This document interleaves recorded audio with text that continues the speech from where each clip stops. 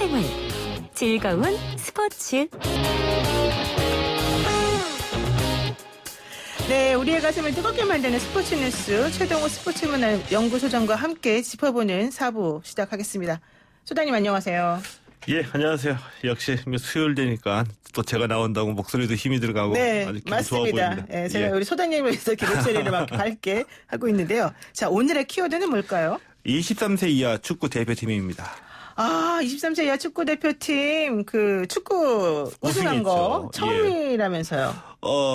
예, 이게 아시아권 대회인데 유독 23세 이하 이 챔피언십이 우리하고 인연이 없었거든요. 네. 그래서 그래 놀라시는 분 많이 계시는데 2014년에 처음 대회가 만들어졌거든요. 네. 4회 대회입니다. 그러니까 3번 우승 못했고 이번에 우리가 우승을 했고요. 2마리 토끼 잡았거든요. 네. 우승하기 직전에 4강에서 호주 이기면서 9회 연속 올림픽 진출 티켓 따냈고 그렇죠. 우승 해냈죠.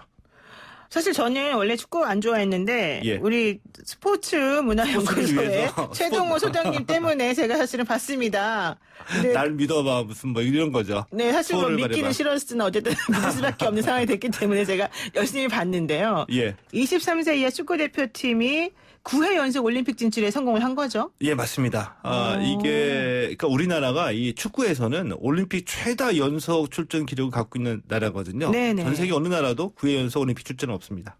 그렇군요. 정말 우리의 권하들, 태국 전사들 정말 훌륭합니다. 자, 그런데요. 이게 좀 요즘 또 사람들이 걱정하는 게 있더라고요. 신종 코로나 바이러스가 확산되는데 예. 일본에서도 지금 확진자가 나왔다는데 예. 올림픽 가도 됩니까? 이런 얘기 하더라고요. 최악의 경우에 네. 정말 최악의 경우에는 올림픽이 연기가 될 수도 있죠. 아, 올림픽이 연기될 수도 있어요? 예. 아, 이런 경우 어떡합니까? 취소된 적은 딱 2번 있었거든요. 여태까지 전쟁 때문에. 근데 네. 연기된 적은 한 번도 없었었죠. 근데 최악의 경우에는 연기가 될 수 있습니다. 왜 그러느냐? 네네.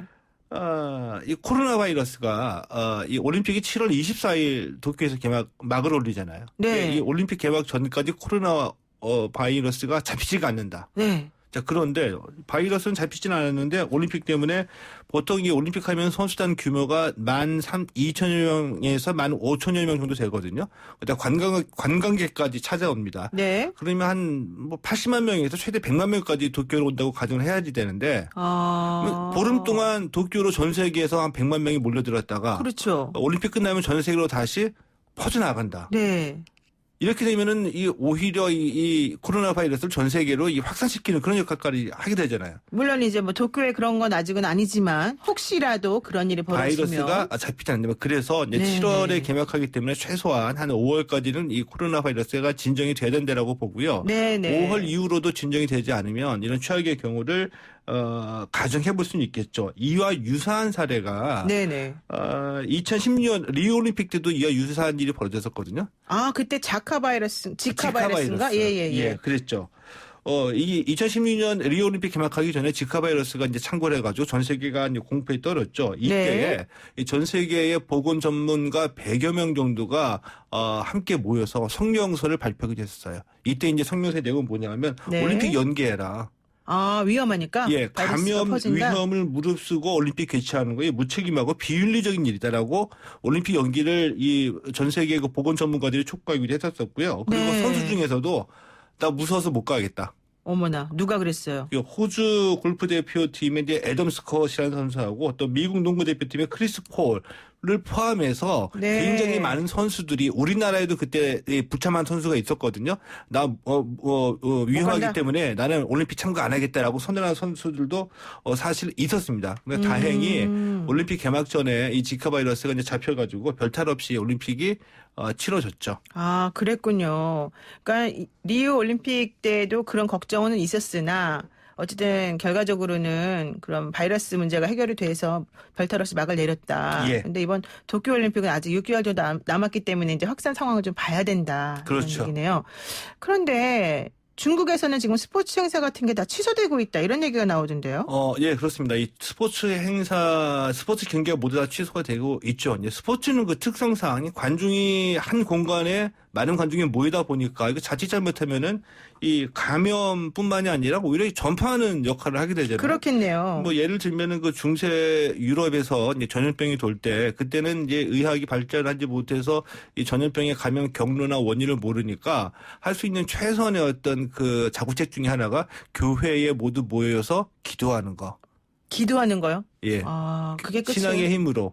교회에 모두 모이다 보니까 전염병을 오히려 더 확산시키는 그러겠네요. 그런 일도 있었었죠. 근데 그 때문에 이제 스포츠 경기도 중국 내에서 모두 다 취소가 되고 있는데 예를 들면 이 여자 농구, 여자 축구, 복싱, 올림픽 예선전 중국에서 열릴 예정이었었거든요. 전부 다 취소되고 다른 나라에서 다시 일정을 잡아서 경기를 치를 예정이고요. 예를 들어 또 이 항저우에서 이 아시아 실내 육상 선수권 대회 열릴 예정이었던 거 취소가 됐고요. 네. 올림픽 예선전뿐만이 아니라 국제 대회뿐만이 아니라 중국 내에서 열리는 중국의 프로스포츠 국내 경기도 전부 다 연기되거나 취소되고 있습니다. 그러니까 중국에서 열릴 예정이던 올림픽 예선 관련된 경기들이 다른 나라에서 열리거나 아예 그냥 취소되거나 뭐 이런 식이라는 거예요. 다른 나라에서 열리게 되죠. 그렇군요. 지금 뭐 항저우에서 실내 육상 선수권대 열리려고 했던 것도 취소되고. 예, 우한뿐만이 아니라 이 중국의 대부분의 도시에서 열릴 예정인 이 경기들이 모두 취소가 되고 있습니다. 그러니까 우한에서 개최하려고 했던 게 취소되는 건 이해가 되는데 예. 우한이 아닌 다른 곳에서 열리려고 했던 것들도 지금 다 취소된다는 거예요? 예, 맞습니다. 베이징이나 항저우 또 상하이에서 열릴 국제대회 전부 다 이제 그 다른 나라로 개최 장소를 옮겼고요. IOC도 예를 들면 우한에서는 이 복싱 아시아 오세아니아 지역 예선전이 예정이 돼 있었거든요. 네네. 웬만하면 이 우한에서 그냥 예정대로 개최하려고 계속 지켜보고 있었습니다. 지켜보고 있다가 예상외로 이게 확산 속도가 빨라지니까 급기야 취소를 한 거죠. 그렇군요. 지금 일본 입장에서는 사실은 좀 매우 불쾌할 것 같아요. 사실은 걱정이죠. 우리나라도 관광 안 가고 중국 이 사태 때문에 중국인들도 이제 안 가고 이래가지고 관광업이 문제다라고 했는데 그래도 예. 올림픽 특수를 노렸던 거잖아요. 그렇죠. 이 올림픽 특수도 있고요. 특수뿐만이 아니라 정치적으로 보더라도 이 그 아베 총리가 올림픽을 통해서 강한 일본 그렇죠. 뭔가 이 보여주고 싶은 게 했던 있겠죠. 거. 거기다가 후쿠시마 이 원전 사고로 인한 이 방사능 오염 문제 우리는 완전히 벗어났다. 이런 거를 좀 근사하게 도쿄올림픽을 통해서 보여주고 싶은 거거든요. 근데 뭐 이 방사능 문제뿐만이 아니라 이 코로나 바이러스 문제까지 겹치게 되면서 도쿄올림픽 굉장히 악재가 지금 쌓이고 있다. 이렇게 보는 게 맞죠. 그렇군요. 좋습니다. 자, 이제 코로나 바이러스 때문에 올림픽이 영향을 어떻게 미칠 것인가 얘기는 여기까지는 하도록 하고요. 축구 얘기 한번 해보겠습니다. 우리 23세 이하 대표팀이 9회 연속 올림픽 진출을 이뤄내면서 이번에 정태욱 선수가 연장전에서 1대0 그러니까 결승전의 연장전에서 그 결승골을 터뜨린 거 아니겠습니까? 맞습니다. 이 4강전에서 우리가 호주를 2대0으로 이기고 9회 연속 올림픽 진출 확정을 졌고요. 이제 결승전에 올라가서 말씀하신 대로 사우디아라비아와의 연장전에서 정태욱 선수 이제 결승골 1대0으로 승리를 했죠. 그런데 이 정태욱 선수도 그렇고 정태욱 선수 수비수거든요. 네네. 그러니까 이번 대표팀 우승하기까지 이 6경기에서 모두 10골 넣었는데 이 골 넣는 선수들이 굉장히 많았어요. 때문에 이번 이 23세 이하 대표팀의 특징 두 가지. 네네. 우선 특출난 스타가 없다. 아, 스타 플레이어 딱 없다. 꽂으라는 이 사람이 예. 없다. 네. 그런데 베스트 11도 없다. 이런 평가를 받고 있죠. 두 개가 더 없네요. 그런데 어떻게 이겼어요, 우리가? 예, 맞습니다. 예, 어떻게 이겼냐면은 이 특출난 스타가 없는데 특출난 스타의 이 공백을 메꿔주는 23명 전 선수들의 고른 경기력이 돋보였죠. 그러니까 어느 정도냐 하면은 이 조별리그 3경기를 포함해서 결승전까지 3경기 뛰었으니까 모두 6경기를 뛰었거든요. 그렇죠. 이 6경기에서 선발전 멤버만 보면 이 1차전 조별리그 1차전 뛰고 나머지 5경기에서 선발 멤버만 보면은 모두 29명이 교체가 된 겁니다. 이거 굉장히 이례적이에요. 그러니까 1차전 뛰고 2차전 중국전 뛸 때 선발 멤버가 무려 7명? 예, 1안전에서 7명이 교체가 됐고요. 그 다음 경기에서 6명, 8강전에서 8명, 4강전에서 5명, 결승전에서 3명이 선발해서 교체가 됐거든요. 왜 이렇게 많이 바꾼 거예요? 부상당했나요? 그제 김학봉 감독이 귀국했습니다. 귀국하면서 당연히 물어봤죠. 선발 기용의 폭이 굉장히 큰데 왜 이렇게 바꿨냐. 그러니까 더워서 그랬다. 에잉? 더워서 그랬던 건 뭐냐면은 체력 소모가 많다 이런 맞습니다. 건가요? 예. 이게 더운 날씨이기 때문에 이 조별리그뿐만이 아니라 이 결승전까지 염두에 두고서 선수들의 체력 안배를 위해서 골고루 이 출전 시간을 조정을 한 거다 이렇게 얘기를 했거든요. 그런데 이 체력이 심한 지역에서 체력 소모가 심한 지역에서 경기를 할 때 네. 누구나 이런 생각할 수 있겠죠. 그래서 결승전에서 아주 팔팔한 선수들을 내보내고 뛰면은 유리한 거니까. 네. 근데 누구나 이렇게 생각을 하더라도 이렇게 하지는 못하거든요. 왜 못할까요?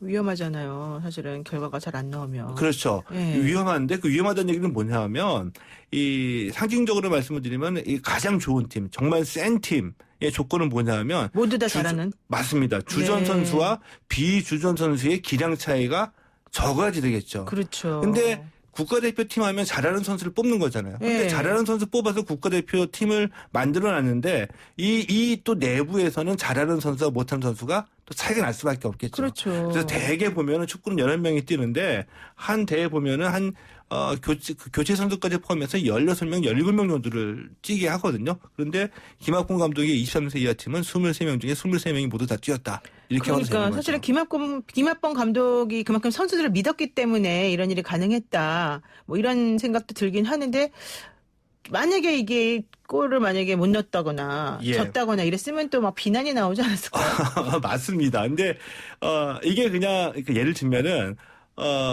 이 결과가 안 좋았으면 네네. 아직도 베스트 11을 정하지 못했다. 그렇죠. 이게 문제다라고 지적을 받았을 텐데 네. 이 차이점이 뭐냐 하면은 이 선수들을 교체해가면서도 고른 경기력을 보였고 또 이 경기력과 이 조직력에서 이 비주전 선수를 교체해도 큰 차이가 나지 않았거든요. 이것은 네. 이 평소에 훈련에서 이 고른 경기력과 조직력을 훈련해온 결과라고 볼 수가 있는 거죠. 네네, 그렇군요. 그러니까 김학범 감독의 뭐 용병술이라고 해야 될까, 전략이라고 해야 될까, 예. 이런 것들이 이번에 좀 어쨌든 먹혔다. 이렇게 보는 게 맞긴 맞겠군요. 근데 예. 이번에 보니까 수비 선수가 사실 골을 넣은 거 아니에요? 맞습니다. 이게 중요해요. 이제 수비 선수가 골 넣는 것도 굉장히 그 중요한 그 강점 중에 하나인데 네. 6경기에서 총 우리가 10골을 넣었거든요. 네. 10골을 넣었는데 특출난 공격수가 있어서 이 한 선수가 독점하는 것이 아니라 골 넣은 선수가 모두 6명이었습니다. 많이 넣네요, 다. 언제 골고루. 어디서 터질지 모르는 거죠. 상대 입장에서는 사실은 난감하겠어요. 그렇죠. 더욱더 상대 입장에서는 수비하기가 어려워지는 거죠. 네. 자, 이제 김학범 감독이 도쿄올림픽에서 동메달 이상이 목표다 이렇게 밝혔는데 왜 금메달은 못 땁니까, 우리가? 동메달 이상이 목표라고 얘기했거든요. 네. 왜 동메달 얘기 나왔냐 하면 네네. 김학봉 감독이 자신감이 굉장히 얻은 것 같아요. 그제 귀국할 때 2012년에 우리가 런던 올림픽에서 동메달 땄었거든요. 네네네. 기록은 깨지라고 있는 것이다. 동메달 이상에 도전해보겠다. 이렇게 얘기를 했습니다. 그러니까는 좀 겸손한 거네요, 그러면. 아니, 이제 과감하게 자기의 목표를 밝힌 거죠. 이게 겸손한 건 아니고, 예, 예. 그렇군요. 네, 오늘 이제 끝날 시간 다 됐지만 하나만 여쭤볼게요. 사실 얼마 전에 코비 브라이언트, 예. 우리 그 NBA에서 맞습니다. 정난 그 농구 선수가 불의의 사고를 당했습니다. 특히 예. 둘째 딸하고 같이 탔던 헬리콥터에서 사고가 났는데, 이거 좀 어떻게. 안타까운 사고였었죠. 농구 좋아하시는 분들은 다 아는 스타이거든요. 근데 저희 세대는 마이클 조던이었습니다. 농구하면은. 저희 세대요? 네, 예. 소담님 예. 세대에서. 예. 저는 아닙니다. 예. 마이클 조던이었는데 네. 마이클 조던의 뒤를 이은 농구 스타가 이제 코비 브라이언트거든요. 근데 이 선수가 안타깝게도 이 헬기 사고로 인해서 자신의 가족들과 함께 숨을 거두게 됐거든요. 그러니까요. 이 NBA에서도 이 코비 브라이언트를 기념 추모하는 여러 가지 이벤트들을 하고 있고요. 정말 좀 이 농구 좋아하는 팬들에게는 충격적으로 받아들여지고 사실 있죠. 뭐 예전에 그 성추행 논란도 한 번 있어서 예. 조금 약간 좀 그렇기도 했습니다만은 어쨌든 농구 선수로서는 엄청나게 인기 많았었는데 갑자기 이런 불의의 사고를 당한 것이 참 안타깝습니다. 예. 오늘 말씀 여기까지 듣겠습니다. 고맙습니다. 예, 고맙습니다. 네, 지금까지 최동호 스포츠문화연구소 소장이었습니다.